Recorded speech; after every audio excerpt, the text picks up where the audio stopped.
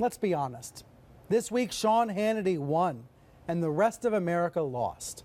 The pro-Trump media, led by Hannity, has circled the wagons around President Trump. They've distracted people about the truth involving Trump's Russia ties, and they've done everything possible to destroy faith in Robert Mueller's probe.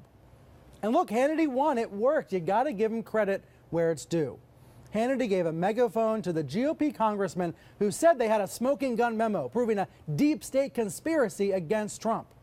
Hannity hyped it night after night after night in January, like a human countdown clock. We have massive breaking news tonight, the biggest, frankly, we have ever reported on about the Russia investigation, and they will make Watergate look like an insignificant blimp on your radar. A source is telling me this is going to all be proven right. I have a message tonight for the special counsel, Robert Mueller. Your witch hunt is now over. It is the biggest national scandal by far in our lifetime. What we are uncovering here is far worse than Watergate. People need to be held accountable. Trump reportedly watched that and loved it, and he told aides the memo needed to come out because it would undermine Mueller. And on Friday, we all saw the coverage.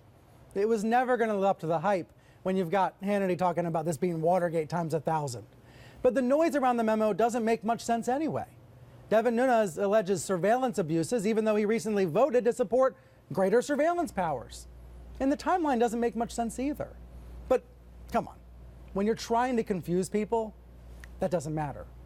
All the questions, all the headlines, all the doubt, all the curiosity, all the concern, that was the point. To get it on the front page, to sow doubt and division, that was the point. And look at cable news. The nation's deep divide was visible in prime time. There is new vital information that is even more damaging than anything we've told you so far. This is Watergate times 1,000. That's it. That's all they've got. Nunes hinted that there's more to come, that this is just the tip of the iceberg. You know what? The only thing better than one whack memo? More whack memos. There it is. That's a preview of what's coming next. GOP congressmen are promising more memos, more revelations. And Fox is already telling people to stay tuned. Meanwhile, MSNBC is already making fun of it.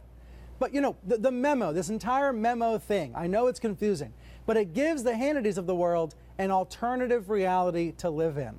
It gives Trump a way to say he's vindicated even though he's not.